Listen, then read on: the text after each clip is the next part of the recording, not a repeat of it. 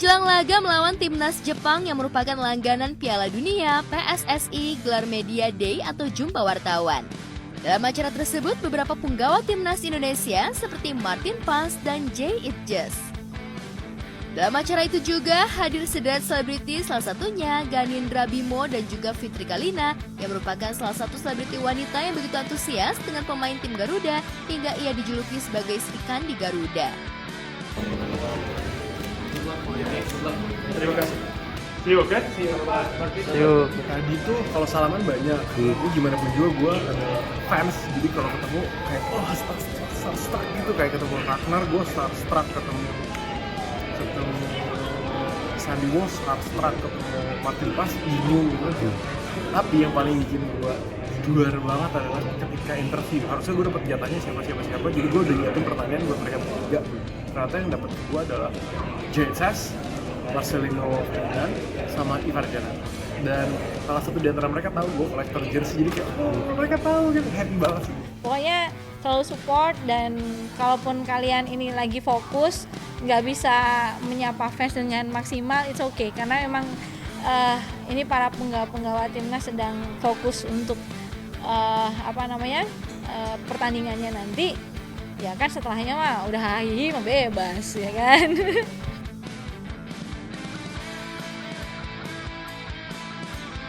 Di sisi lain, pemain bertahan FC Twente, Miss Hilgers dipastikan tidak bisa membela timnas Indonesia saat menghadapi Jepang dan Arab Saudi di Stadion Gelora Bung Karno lantaran mengalami cedera. Bukan coach yang tidak panggil, tapi dari timnya Miss yang tidak melepas pemainnya karena dengan alasan hamstring yang tidak baik, akhirnya tidak bisa dipanggil. Tolong kita hargai pemain, kita hargai klub juga. Nggak semuanya kita punya hak terhadap pemain, teman-teman. Jadi ayo kita doakan Mes supaya bisa sembuh dari cederanya dan kembali bisa memperkuat Indonesia. Pihak PSSI pun mendukung penuh proses pemulihan Mes bersama dengan klubnya agar Mes bisa segera memperkuat timnas Indonesia. Meski Mes tak bisa tampil, namun timnas yang ditukangi oleh Shin Taeyong yang mendapat amunisi baru, Kevin Nix yang baru saja tiba di tanah air dan langsung ikut berlatih dengan para penggawa timnas yang lain. Sambil jalan.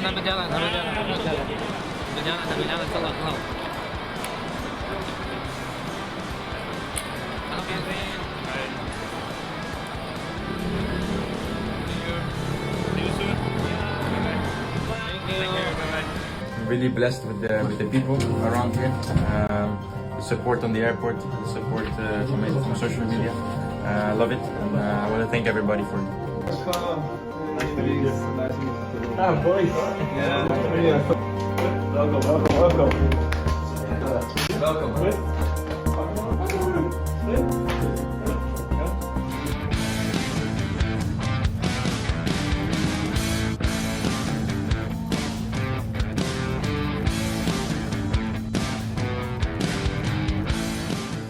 Tentu saja kehadiran Kevin Dix ini bisa menjadi harapan baru bagi timnas Indonesia di lini belakang.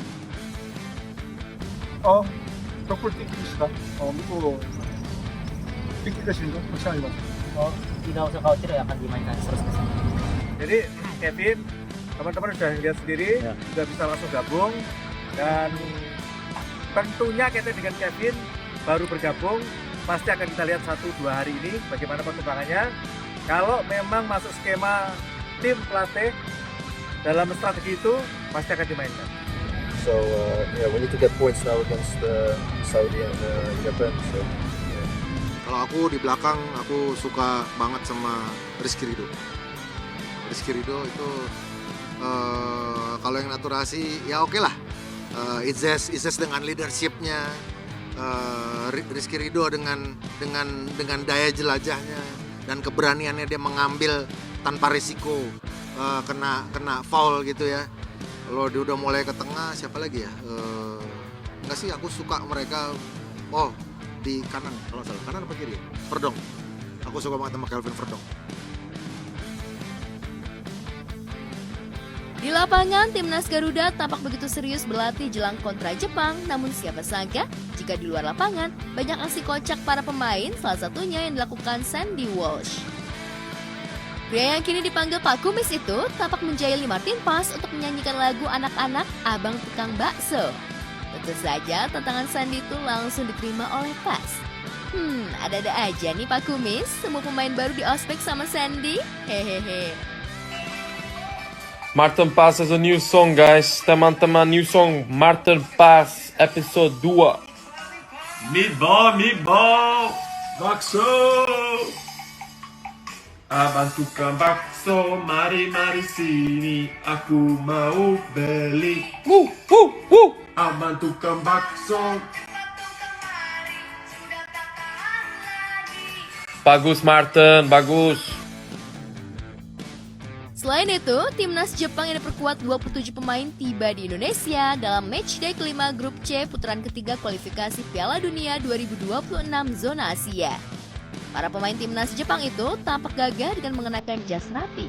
Tak ayal penampilan para pemain Jepang itu layaknya personil boy band.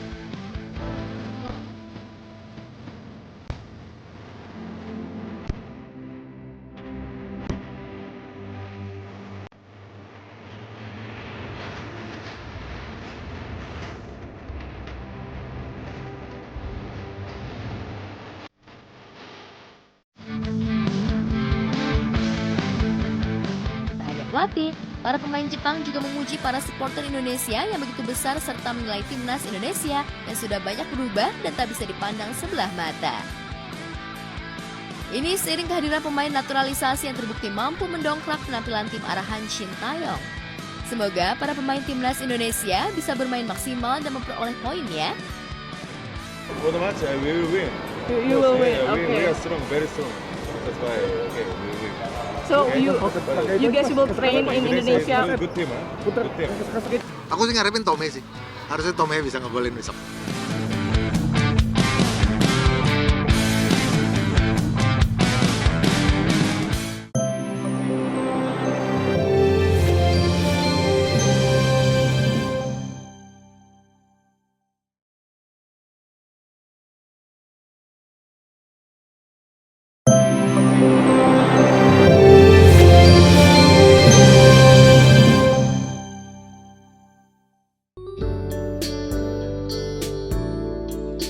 Setelah sempat diterpa isu perselingkuhan yang menghebohkan publik, pasangan Pratama Arhan dan Aziza Salsa akhirnya kembali menunjukkan kebersamaan mereka dalam sebuah acara untuk pertama kali. Dalam acara itu, Arhan tampil begitu klasik mengenakan setelan jas hitam lengkap dengan dasi kupu-kupu.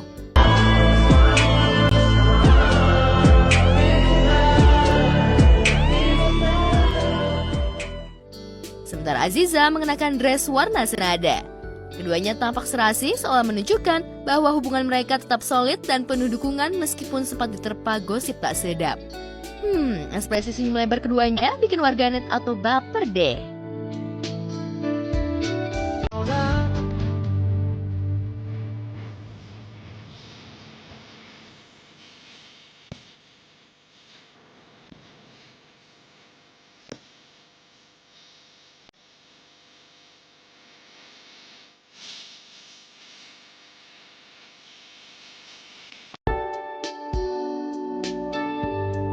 Tapi sayangnya ketika usai menghadiri acara, baik Arhan maupun Aziza tampak bungkam meski diberondong pertanyaan oleh para awak media yang menunggunya di luar.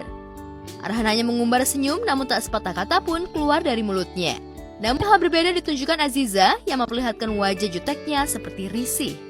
Semoga gosip-gosip di luaran sana nggak bikin Arhan drop ya, apalagi timnas Indonesia bakal melawan tim raksasa Jepang dan juga Saudi Arabia.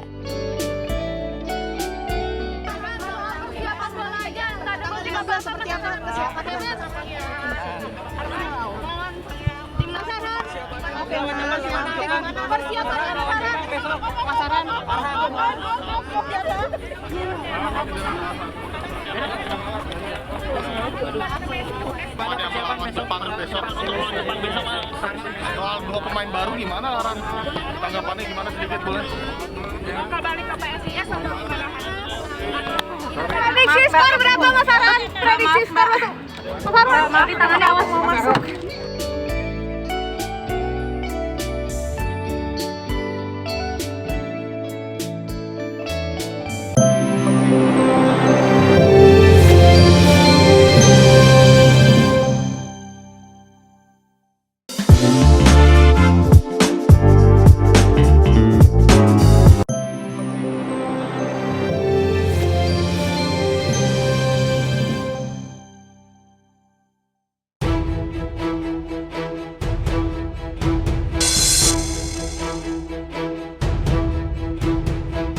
Perseteruan Denny Sumargo dengan Farhad Abbas membuat kerukunan keluarga Sulawesi Selatan atau KKSS tergerak campur tangan.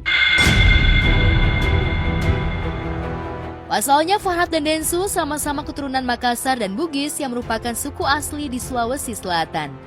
Laporan Farhad terhadap Densu yang dilayangkan kedua institusi, yaitu Polda Metro Jaya dan Polres Metro Jakarta Selatan, membuat miris Ketua KKSS.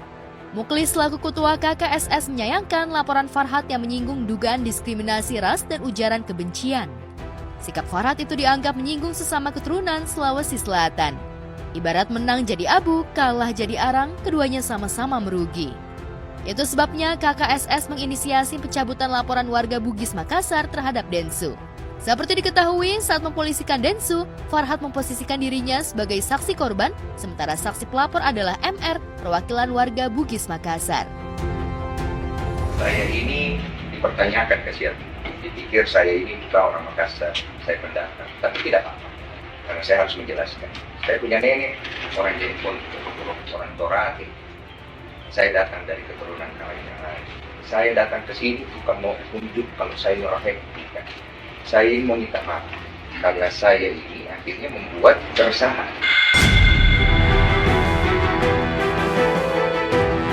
Mengaku sama-sama ingin membantu Agus Salim, korban penyiraman air keras, Farhad yang notabene adalah kuasa hukum Agus, malah terlibat perseteruan dengan Densu. Berawal dari saling sindir di media sosial, Farhad yang menuding Densu membela Pratiwi Novianti, musuh kliennya, auto melaporkan Densu ke polisi setelah Densu menyatroni rumahnya. Farhad yang tak banyak omong ketika ditemui Densu kembali berkoar setelah mendapat dukungan dari pengacara Krisnamurti dan kawan-kawan untuk bersama-sama memberikan efek jera kepada Densu. Yang jadi persoalan, Densu sama sekali tak jera berurusan dengan Farhad. Jika laporan Farhad yang diatasnamakan Ahmad Ridho sudah dicabut, Densu siap meladeni Farhad bila mantan suami Nia dan Yati itu ingin melaporkannya atas nama pribadi. Tapi kalau Farhad masih terus bersuara gimana, Bang? Jadi dia bertentangan dengan KKSS. Ini KKSS ini, saya ini presiden kerukunan keluarga Sulawesi yang anggotanya 16 juta. Kalau tidak dengarkan presidennya, siapa lagi yang dia mendengar? Kalau ditanya secara hukum, saya merasa iya. Tapi kalau ditanya pribadi saya nggak lebih itu. Karena orang bisa menilai kok mana baik, mana benar, mana salah, mana benar. Siap. Ya kalau dia ditelepon sama orang melaporkan berarti ya yang melaporkan itu cari duit. Ya, yang melaporkan dia cari duit dari kiri kanan oke. Ya hadapi. Saya kenalnya Farhad itu di Polres Jakarta Selatan. Saya baru kenal di sana. Ketemu muka langsung di sana. Ya. Dengan tujuan saya keberatan dengan pernyataan Denny. Pak, tapi setelah mencabut laporan, Farhad menghubungi Bapak nggak, Abang? Untuk sampai sekarang belum. Pak, berarti yang di Polda, Pak ya? Yang di Polres gimana? Saya kurang tahu. Di Polres Metro Jakarta Selatan, laporan Farhad Abbas atas nama Muhammad Rizaldi seperti yang diungkapkan oleh Humas Polres Metro Jakarta Selatan AKBP Nurmadewi. Lalu benarkah laporan Farhad atas nama Muhammad Rizaldi juga bakal dicabut? Ya, jadi untuk FA kemarin didampingi dengan kuasa hukum, kemudian pelapor datang ke Polres Metro Jakarta Selatan, ya, kemudian melaporkan inisial DS, ya. Untuk pelapor adalah MR. Jadi itu pencabutan segala macam itu administrasi, tapi substansinya saya katakan tadi close hari ini. Saya kan juga bisa menjelaskan kepada beliau, tapi beliau sudah mengeluarkan ancaman yang mengakibatkan kekhawatiran buat saya. Ada keluarga, ada nenekku, semua telepon saya, jadi itu. Kenapa ada orang berani kasih begitu? Kau harus mengambil tindakan. Maka saya mengambil tindakan kemarin. Bukan tujuanku untuk mengaku Bugis Makassar. Tujuanku adalah menantang pribadi beliau yang sudah mengeluarkan ucapan supaya itu dibuktikan. Menggonggong kafilah berlalu.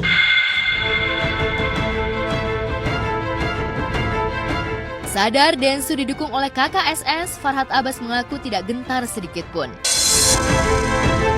Ia tetap berambisi memenjarakan Densu sebelum Densu mengutarakan permintaan maaf secara pribadi kepadanya. Di sisi lain, Densu pun tak gentar sedikit pun melawan Farhad. Malah ia menjawab tantangan untuk menyelesaikan konflik secara man-to-man di atas ring. Jika dulu Farhad sempat ditantang adu tinju dengan El Rumi, apakah sekarang Farhad berani menjawab tantangan Densu? Pertama dibilang saya penakut, kemudian saya cute. Tapi kalau dia ini terlalu merasa orang berani. Ada yang puji-puji dia, teman alumninya, wah ini hebat, berani gitu. Berani apa? Sebenarnya para tetua-tetua memberikan contoh yang bagus. Kalau ada masalah itu selesaikan dengan mediasi yang baik. Tapi mediasi itu tidak akan bisa terjadi kalau ada orang yang mau bertolak belakang dengan hal itu.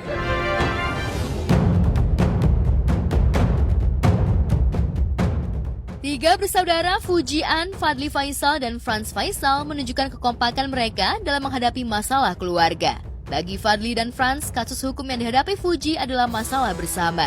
Tak heran di tengah kesibukan mereka, Fadli dan Franz menyempatkan diri mendampingi Fuji pada sidang putusan kasus penggelapan uang yang digelar di Pengadilan Negeri Jakarta Barat kemarin siang.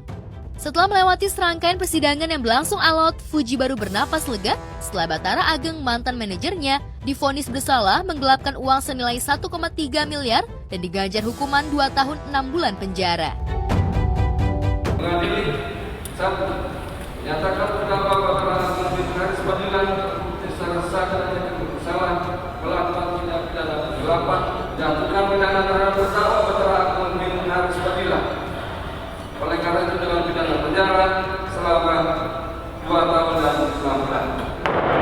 Alhamdulillah aku menghormati keputusan pengadilan. Aku merasa udah cukup adil, cukup puas. Selebihnya itu aja sih, aku cuma mau ngucapin terima kasih kepada kepolisian, pengadilan, hakim, jaksa. Aku berterima kasih juga sama Bang Sandi, sama tim-tim Bang Sandi, sama keluarga aku selalu nemenin aku. Tim aku juga nemenin aku ke pengadilan, ke kepolisian, semuanya aku sangat merasa dilindungi. Kalau kami dari kuasa hukum sudah berkoordinasi, sudah mengkomunikasikan ke pihak keluarga, apapun itu hasil putusannya kami akan menerimanya.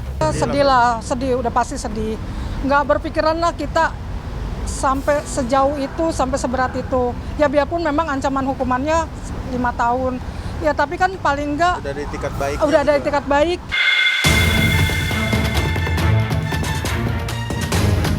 Di rutan Salemba, Jakarta Pusat, Bathara Ageng mengikuti jalannya sidang putusan dengan harap-harap cemas.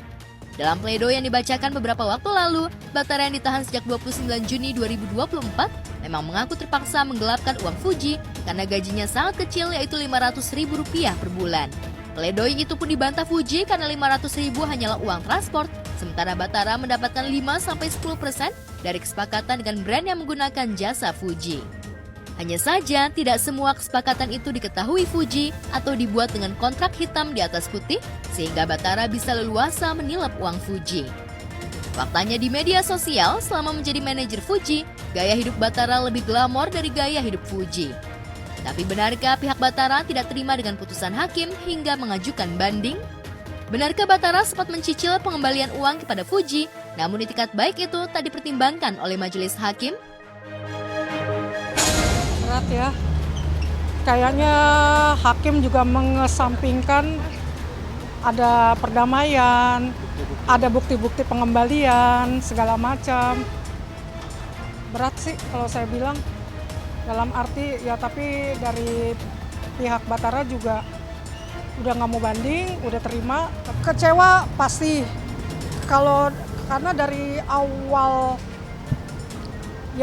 awal bikin surat untuk perdamaian, penandatangannya di rumah mantannya dihadiri 4 orang saksi. Ya, meski merasa tidak mendapat keadilan, Bathara menerima vonis hakim dengan tabah. Ia tidak ingin memperpanjang kasus karena sudah lelah menghadapi proses hukum, mengingat kasus tersebut sudah bergulir setahun lebih, tepatnya sejak September 2023. Di sisi lain, Fuji sudah ikhlas uangnya tidak kembali karena Bathara mendapatkan hukuman setimpal. Gak mau terlalu mikirin sih mas, gak mau mikirin nanti malah jadi sakit hati lagi kalau diingat-ingat. Lupain aja, udah gak berharap uangnya kembali. Uang bisa dicari lagi mas, tapi kan kalau keadilan kan susah ya, puasan hati, ikhlas itu susah. Kalau uang bisa dicari lagi insya Allah. Semenjak kejadian itu aku jauh lebih hati-hati lagi monitor tim, jauh lebih galak mungkin. Jadi monitor semuanya, jadi ngeliatin banget lah detail-detail pengeluaran, pemasukan. Ya udah kita lanjut menjalankan hidup kita, lanjut kerja lagi, lebih hati-hati lagi dan lebih baik lagi pasti.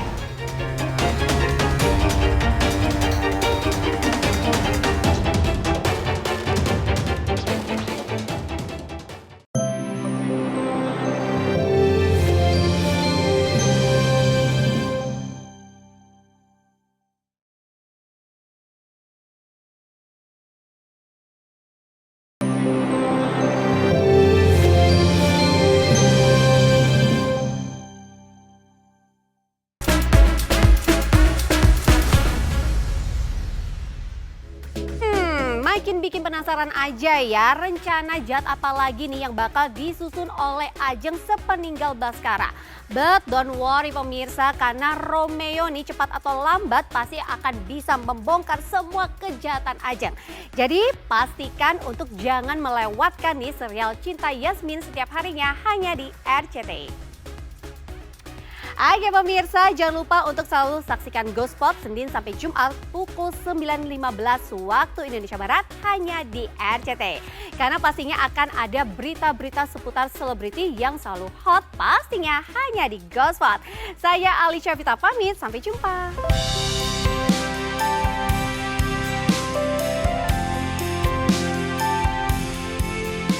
Pemirsa, tas seolah sudah menjadi bagian dari fashion wanita yang wajib digunakan dan dibawa kemanapun.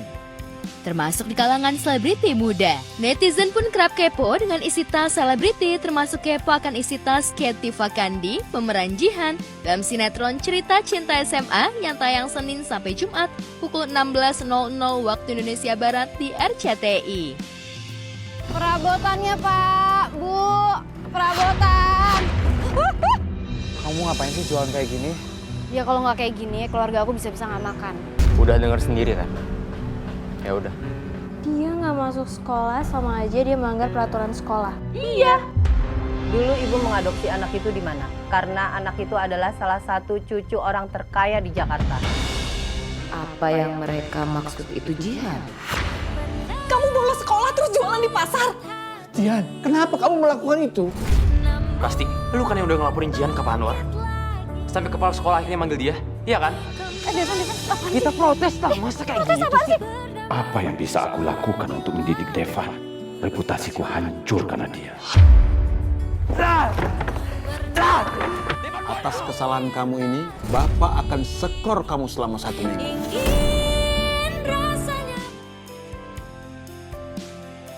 Dan demi menuntaskan rasa kepo netizen, di sela-sela break syuting, Katy menunjukkan isi tasnya yang kecil dan mungil. Tapi jangan salah loh, meski tasnya terlihat kecil, namun tasnya mampu memuat banyak barang keperluan Katy. Kira-kira apa saja sih barang-barang yang ada di tas kecil Katy? Benarkah kipas angin portable jadi barang wajib yang harus ada di tasnya?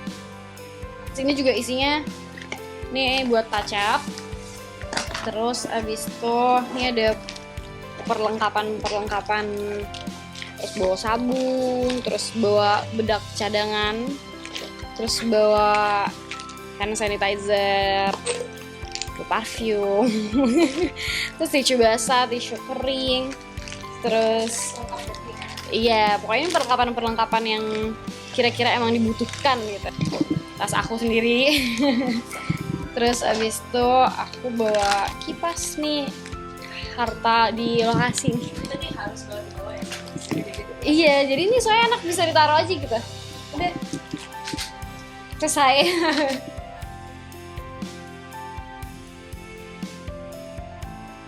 Puas mengintip isi tasnya yang mungil, Katy juga mengajak netizen nih untuk mengintip isi dalam mobilnya. Ya, dalam mobil kesayangannya, Katy memang hanya membawa keperluan syuting seperti koleksi sepatu high heels hingga sneakers miliknya. Dari banyak koleksi high heels dan sneakers, mana ya yang menjadi favorit Katy? Sepatu. Perlengkapan sepatu, ini juga sepatu sih sebenarnya. Cuman karena belum dipakai, jadi masih di... Kalau misalnya kayak buat jalan-jalan ke mall doang, dan kayak nggak ada apa-apa, aku lebih suka pakai Keds sih biasanya. Tapi ternyata tak hanya koleksi sepatu yang bikin salfok nih. Kathy rupanya juga membuat mobilnya layaknya minimarket lantaran banyak menyimpan snack sebagai cemilan ringan saat di lokasi syuting. Teman-teman di lokasi pun bahkan menjulukinya Kathy Mart. Heran ya, aku bawa 2 tas gini. 2 tas sini. Ini isinya bener-bener jajanan. Ini tuh yang kayak kerupuk-kerupuk. Bentar nih. Sampai ada 2 yang sama tuh. Kerupuk-kerupuk. Tuh. Kalau jajanan yang asin-asin atau gimana nih? Iya sih, tapi aku di sini juga ada beberapa tuh yang manis. Jadi kayak kalau pagi-pagi nggak sempet sarapan, akhirnya aku sarapannya di jalan. Ini kopi penting banget ya buat kita yang suka begadang. Terus habis itu ini yang manis-manis. Ini tasnya namanya Kathy Mart.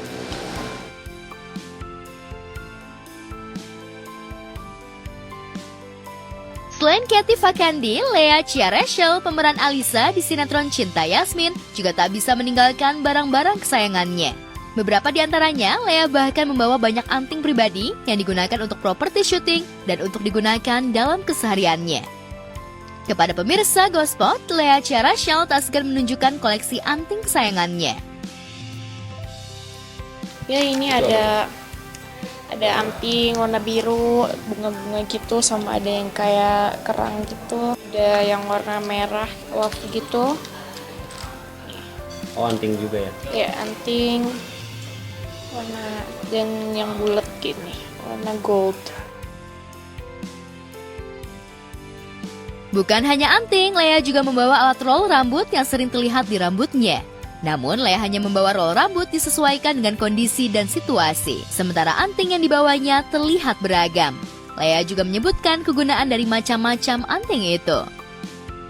Bawa yang agak besar ini biasanya aku mau pakai buat kalau ada acara-acara keluarga Cakra Dinata gitu sih, yang kayak acara-acara formal gitu, yang kayak gini. Misalnya bajunya warna biru, antingnya warna biru. Misalnya baju warna merah, anting warna merah gitu.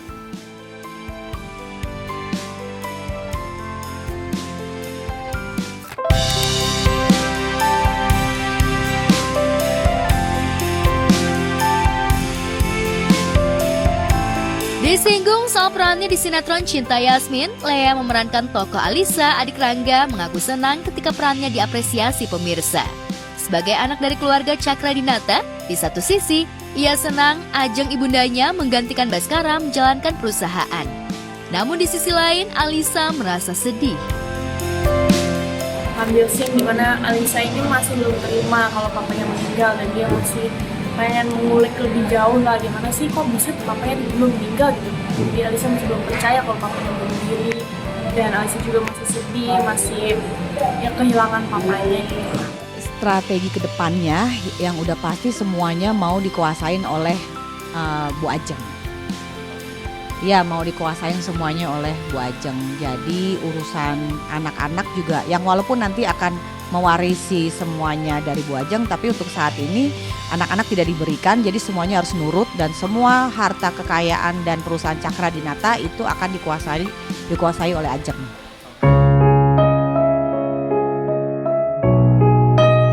Belum lama menggantikan posisi Baskara, Ajeng langsung memecat Yasmin. Semua posisi yang selama ini dijabat digantikan kepada Rangga. Dan yang membuat Yasmin terkejut adalah pertunangannya dengan Rangga juga dibatalkan. Iya, oh bukan. Jadi jabatannya si Yasmin aku copot dan dikembalikan lagi kepada Rangga seperti itu. Kan dulunya Rangga ya yang menjabat seperti itu. Batalkan karena menurut aku Yasmin udah nggak berguna, jadi dibatalin. Tujuannya adalah nggak selevel lah Yasmin itu. Jadi aku harus mencari perempuan yang memang selevel dengan keluarga Cakra Dinata. Dengar itu, Romeo menduga jika Ajeng merasa sudah menguasai harta Cakra Dinata.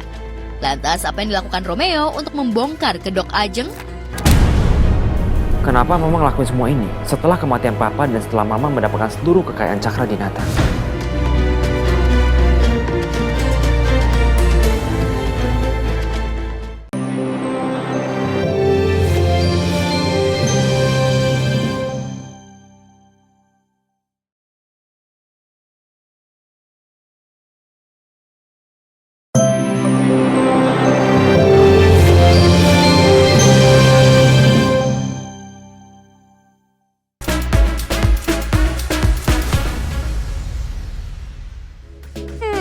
Makin bikin penasaran aja ya, rencana jahat apa lagi nih yang bakal disusun oleh Ajeng sepeninggal Baskara. But don't worry pemirsa, karena Romeo nih cepat atau lambat pasti akan bisa membongkar semua kejahatan Ajeng. Jadi pastikan untuk jangan melewatkan nih serial Cinta Yasmin setiap harinya hanya di RCTI. Oke pemirsa, jangan lupa untuk selalu saksikan GoSpot Senin sampai Jumat pukul 9.15 waktu Indonesia Barat hanya di RCTI. Karena pastinya akan ada berita-berita seputar selebriti yang selalu hot pastinya hanya di GoSpot. Saya Alicia Vita pamit, sampai jumpa.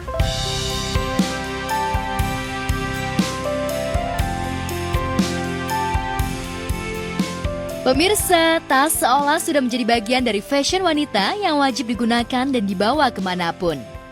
Termasuk di kalangan selebriti muda. Netizen pun kerap kepo dengan isi tas selebriti, termasuk kepo akan isi tas Katy Fakandi, pemeran Jihan, dalam sinetron Cerita Cinta SMA yang tayang Senin sampai Jumat pukul 16.00 waktu Indonesia Barat di RCTI. Perabotannya Pak, Bu, perabotan. Kamu ngapain sih jualan kayak gini? Ya kalau nggak kayak gini, keluarga aku bisa-bisa nggak makan. Udah denger sendiri kan? Ya udah. Dia nggak masuk sekolah, sama aja dia melanggar peraturan sekolah. Iya.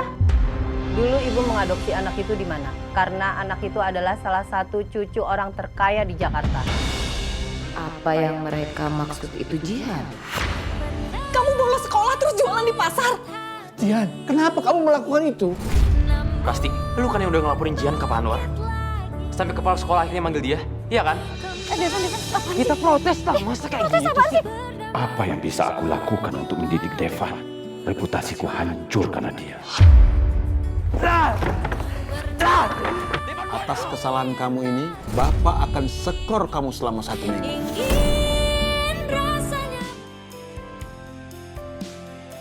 Dan demi menuntaskan rasa kepo netizen, di sela-sela break syuting, Katy menunjukkan isi tasnya yang kecil dan mungil.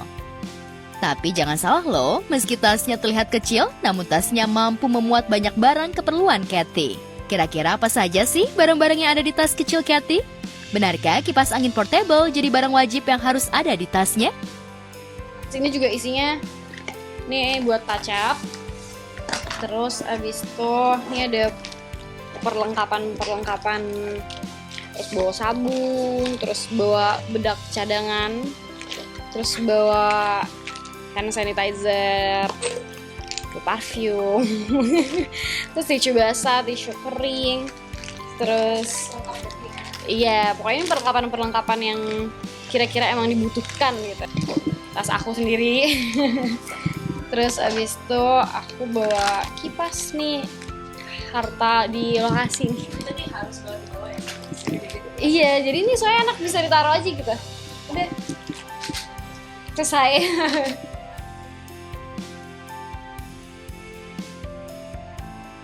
Puas mengintip isi tasnya yang mungil, Katy juga mengajak netizen nih untuk mengintip isi dalam mobilnya. Ya, dalam mobil kesayangannya, Katy memang hanya membawa keperluan syuting seperti koleksi sepatu high heels hingga sneakers miliknya. Dari banyak koleksi high heels dan sneakers, mana ya yang menjadi favorit Katy? Sepatu. Perlengkapan sepatu, ini juga sepatu sih sebenarnya. Cuman karena belum dipakai jadi masih di. Kalau misalnya kayak buat jalan-jalan ke mall doang dan kayak nggak ada apa-apa, aku lebih suka pakai Keds sih biasanya. Tapi ternyata tak hanya koleksi sepatu yang bikin salfok nih. Katy rupanya juga membuat mobilnya layaknya minimarket lantaran banyak menyimpan snack sebagai cemilan ringan saat di lokasi syuting. Teman-teman di lokasi pun bahkan menjulukinya Katy Mart. Heran ya, aku bawa 2 tas gini. 2 tas gini. Ini isinya bener-bener jajanan. Ini tuh yang kayak kerupuk-kerupuk. Bentar nih. Sampai ada 2 yang sama tuh. Kerupuk-kerupuk. Tuh. Kalau jajanan yang asin-asin atau gimana nih? Iya sih, tapi aku di sini juga ada beberapa tuh yang manis. Jadi kayak kalau pagi-pagi nggak sempat sarapan, akhirnya aku sarapannya di jalan. Ini kopi penting banget ya buat kita yang suka begadang. Terus habis itu ini yang manis-manis. Ini tasnya namanya Katy Mark.